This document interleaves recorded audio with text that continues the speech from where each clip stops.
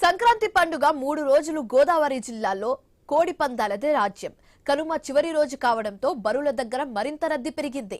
గోదావరి జిల్లాలో కోడి పందాలపై Rajahmundry I news ప్రతినిధి గణేష్ అందిస్తున్న వివరాలు ఇప్పుడు చూద్దాం. సంక్రాంతి సంబరాలు వైభవంగా జరుగుతున్నాయి. ముఖ్యంగా గోదావరి జిల్లాలో ఈ సంక్రాంతి వస్తే కోడి పందాల హవా కొనసాగుతుంది కదా. ఏదైతే సంక్రాంతి సందర్భంలో అనేక సంస్కృతి సాంప్రదాయాలను పాటిస్తూ ఆట విడుపుగా అనేక ఆటలు ఆడుతూ ఉంటారు. అందులో భాగంగా ఈ కోడి పందాల ఆటకు కూడా ప్రాధాన్యం ఉంటుంది. ఇది పురాతన కాలంలో రాజుల నుంచి వస్తున్నటువంటి సాంప్రదాయం.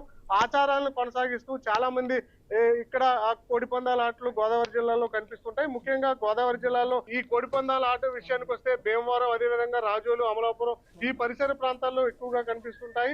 ఇప్పటికే మనం చూస్తున్నాం కదా, గడిచినటువంటి 2 రోజుల నుంచి పెద్ద ఎత్తున ఈ కోడి పందాల ఆటలో ఆడుతున్నటువంటి సందర్భం కనిపిస్తుంది. గత ఏడాది దాదాపు 300 నుంచి 400 కోట్ల పైగా చేతులు మారితే ఏడాది దానికి మించిన స్థాయిలోనే ఆ చేతులు మారుతున్నటువంటి సిచ్యువేషన్ కనిపిస్తుంది. ఎందుకంటే కోడి పందాల ఆట విషయానికి వస్తే మన రాష్ట్రం అంటే గోదావరి జిల్లాలో ఉన్నటువంటి ప్రజలే కాదు, పక్కన ఉన్నటువంటి కర్ణాటక, అదేవిధంగా తమిళనాడు, తెలంగాణ ఈ రాష్ట్రాల నుంచి కూడా భారీ ఎత్తున కోడి పందాల ఆట చూడడానికి రావడం, ఇక్కడికి వచ్చిన తర్వాత వారు కూడా ఈ బెట్టింగ్లు కాయడం జరుగుతుంది. ఈ 3 రోజుల పాటు కూడా బెట్టింగ్ రాయుళ్లకు సందడి వాతావరణం ఉంటుంది. కొంతమంది లాభపడితే కొంతమంది నష్టపోతున్నటువంటి సిచ్యువేషన్ ఉంది. నిన్న కూడా మనం చూసాం, 1,54,00,000 హైయెస్ట్ కోడి పందెం పశ్చిమ గోదావరి జిల్లాలో రాజమండ్రికి సంబంధించినటువంటి వ్యక్తికి లభించడం జరిగింది. అలాగే ఎక్కడైతే ఈ కోడి పందాల ఆటలు జరుగుతున్నాయో ఎక్కడో కార్లు, అదేవిధంగా స్కూటీలు, బైక్లు ఇవన్నీ కూడా బహుమతులు ప్రకటించడంతో పెద్ద ఎత్తున ఈ ఏడాది పాటు దాదాపు పెంచినటువంటి కోళ్లను ఈ పోటీల్లో ప్రదర్శిస్తున్నారు పందెం రాయుళ్లు.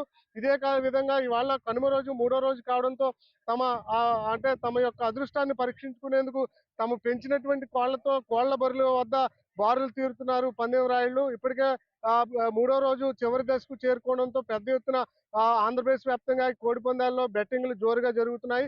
ఇప్పటికే హైకోర్టు సూచించడం జరిగింది, ఎక్కడా కూడా కోడి పందాల నిర్వహణకు అవకాశం ఉండకూడదని చెప్పి హైకోర్టు ఆదేశాలు ఇచ్చినా కూడా పోలీసులు కొన్ని చోట్ల బ్యానర్లు అతికించారు తప్పితే చూసి చూడనట్లుగా వ్యవహరిస్తున్నారన్న ఆరోపణలు వినిపిస్తున్నాయి. ముఖ్యంగా రాజకీయ నాయకుల అండదండలు ఈ కోడి పందాల వెనకాల ఉండడంతో పుష్కలంగా గోదావరి జిల్లాలో కోట్లాది రూపాయలు చేతులు మారుతూ ఈ కోడి పందాల నిర్వహణ అనేది జరుగుతూ వస్తున్నటువంటి సందర్భం కనిపిస్తుంది. విచ్చలవిడిగా గ్రామాల్లో కావచ్చు, పట్టణాల్లో కావచ్చు కోడి పందాల బరుల్లో కొట్లాట్లు అనేవి అంటే కోడి పందాలు అనేవి జరుగుతూ వస్తున్నాయి.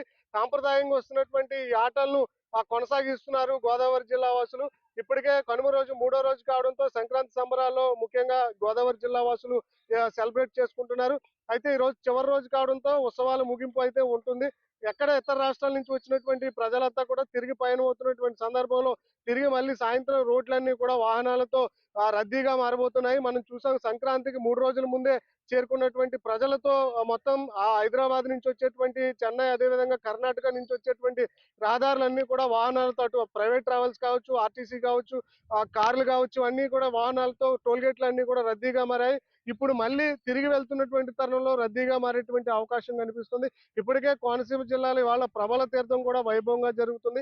ఈ విధంగా 3వ రోజు కూడా ఈ కోడి పందాల ఆట కావచ్చు, అదేవిధంగా ప్రబల తీర్థం కావచ్చు, ఇవన్నీ కూడా గోదావరి జిల్లాలో సంక్రాంతి చివరి రోజు వైభవంగా జరుగుతున్నటువంటి పరిస్థితి. బాలుతో